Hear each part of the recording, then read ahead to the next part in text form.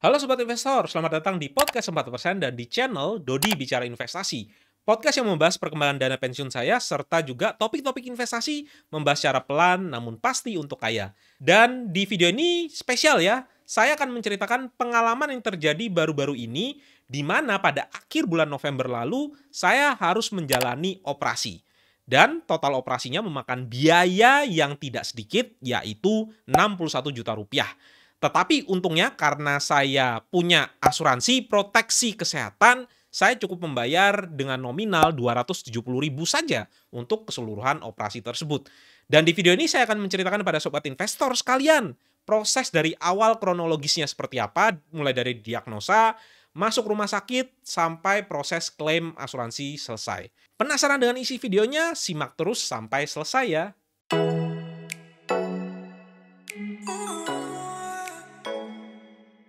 Sobat investor, ada dua hal yang perlu kita lakukan sebelum berinvestasi, dan ini sudah saya sampaikan di beberapa video saya sebelumnya, yaitu yang pertama adalah dana darurat, dan yang kedua itu adalah asuransi untuk proteksi kesehatan.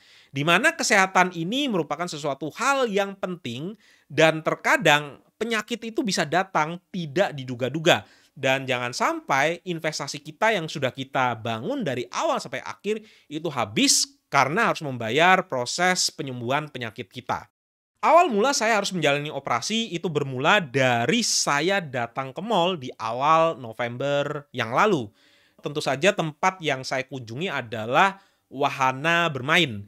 Ada satu mesin permainan yang sudah menjadi hobi saya sejak SMA, yaitu mesin Pump It Up.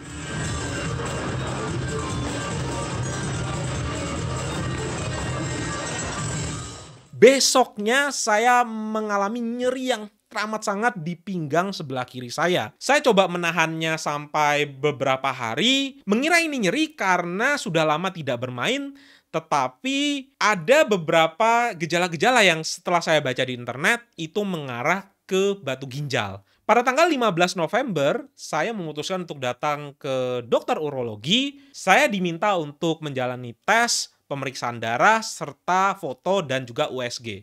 Ternyata ditemukan kalau ada batu ginjal sebesar 7 mili di ginjal sebelah kiri saya yang ternyata bergerak karena saya bermain di mesin Pump It Up. Saya diputuskan untuk CT scan, rawat inap pada malamnya, serta ada tindakan berdasarkan hasil pembacaan dari CT scan tersebut. Dokter langsung menanyakan saya pakai asuransi apa, kemudian saya sebutkan asuransi saya, dokter memberikan surat pengantar untuk CT scan dan juga untuk rawat inap, lalu saya diminta untuk ke bagian administrasi. Dan ternyata di rumah sakit tersebut memang sudah ada bagiannya ya untuk langsung menguruskan proses asuransi. Pada saat itu saya cuma menyerahkan ada kartu ya dari asuransi saya, serta melengkapi administrasi yang ada. Sehari setelah diuruskan oleh rumah sakit, saya mendapatkan SMS di mana sudah dikeluarkan surat jaminan awal ke rumah sakit untuk perawatan saya pribadi.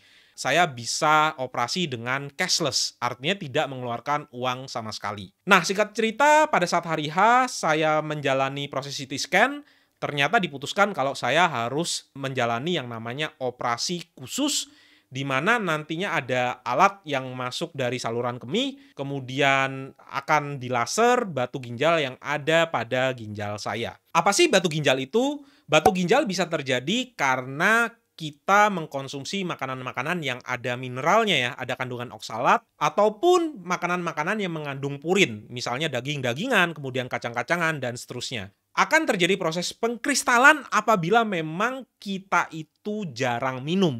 Profesi saya sebagai dosen maupun sebagai content creator mengharuskan saya banyak duduk dan terkadang saya itu lupa untuk minum.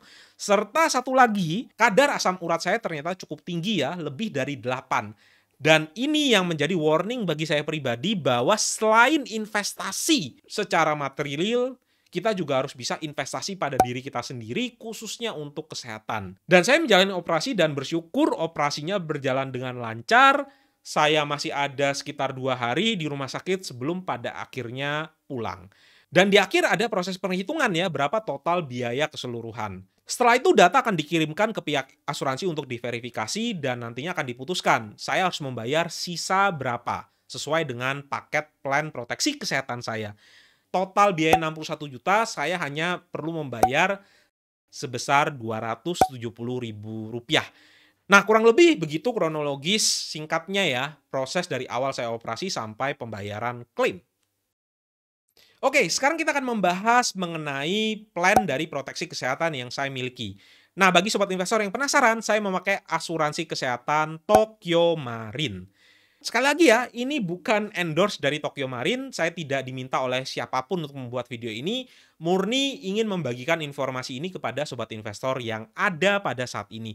Saya yakin setiap asuransi juga punya plan proteksi kesehatan yang cukup bagus, tapi pada tahun 2018 saya memilih plan proteksi kesehatan dari Tokio Marine.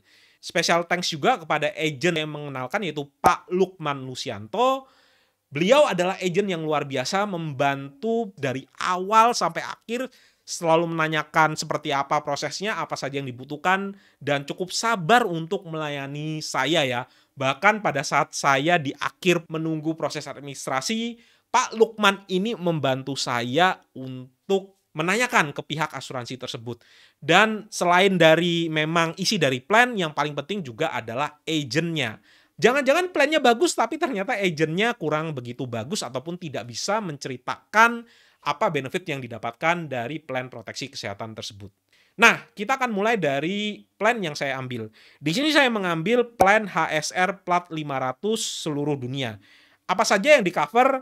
Saya mendapatkan kamar ICU inap di cover 365 hari per tahun, kemudian ada kunjungan dokter per jenis spesialis tidak dibatasi, ada non prorata hanya bayar selisih kamar, obat atau operasi cover on bill sesuai dengan tagihan, ada pembedahan pulang hari cover, serta ada limit sampai 60 miliar. Nah, untuk plan saya sendiri, saya hanya mengambil plan yang terkecil, yaitu di cover per tahunnya sebesar 100 juta rupiah.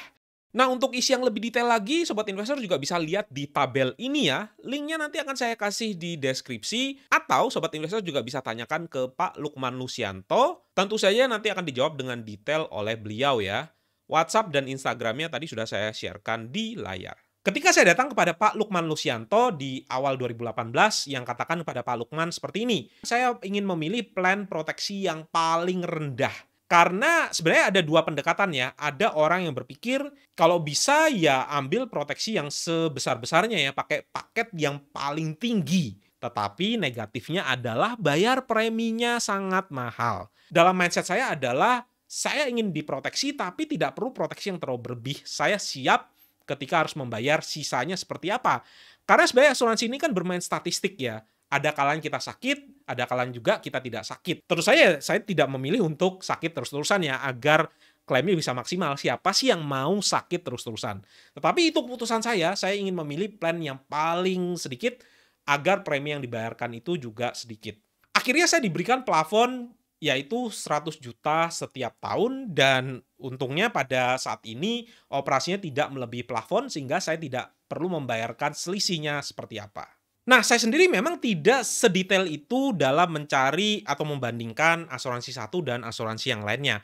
Karena dalam bayangan saya adalah saya kenal agennya seperti apa, saya tahu orangnya seperti apa, produknya kurang lebih mirip dengan yang ada di pasaran, dan juga preminya masuk akal. Saya top up dalam 1 tahun itu sekitar 6 juta rupiah. Jadi menurut saya angka 6 juta rupiah per tahun itu untuk proteksi kesehatan saya itu sebenarnya sangat reasonable. Bagaimana dengan paket asuransi untuk investasi? Misalnya untuk investasi dana pensiun ataupun untuk dana pendidikan anak. Saya paling tidak suka kalau kita berinvestasi dengan menggunakan asuransi. Karena asuransi tersebut itu sudah tangan ketiga. Ketika kita investasi, misalnya investasi saham, itu adalah tangan pertama. Kita taruh ke reksadana saham, itu adalah tangan kedua. Di mana dari tangan pertama ke tangan kedua tentu saja ada biaya. Yaitu di sini adalah biaya manajer investasi. Dan biayanya untuk reksadana saham aktif tidak sedikit loh. Bisa 3-6% per tahun dari total aset kita. Nah, apalagi ketika kita pakai asuransi. Kita beli produk investasi di asuransi, tentu saja pasti ada potongan untuk pihak asuransi sendiri. Pihak asuransi sendiri juga menyerahkan ke manajer investasi. Bisa jadi dari 100% dana investasi kita, ada potongan 5-10% setiap tahunnya dari aset investasi, sehingga menurut saya itu menjadi tidak optimal. Di samping itu, kita juga tidak punya pilihan sebanyak ketika kita memilih sendiri. Misalnya kalau seandainya saham, ya jelas kita bisa mengatur pilihan saham sendiri ya. Tetapi ketika kita investasi di reksadana saham sekalipun, kita bisa bebas memilih apa produk reksadananya dan apa manajer investasinya. Beda dengan kita berinvestasi menggunakan asuransi, di mana mereka mungkin hanya bekerja sama dengan pihak-pihak tertentu ataupun produk-produk reksadananya adalah produk reksadana yang di bawah naungan dari asuransi tersebut.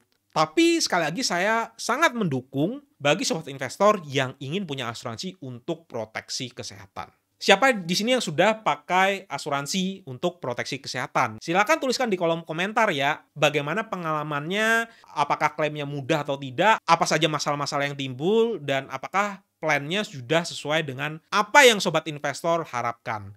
Ceritakan ya pengalamannya ya, siapa tahu pengalamannya bisa membantu sobat investor yang lainnya. Dan sebelum saya tutup video ini, saya akan update secara singkat portfolio dana pensiun saya. Pada minggu ini nilai portfolio saya adalah 836 juta. Untuk alokasi pasar uang saya totalnya adalah 300.000, di mana isinya adalah Sukor Invest Money Market Fund.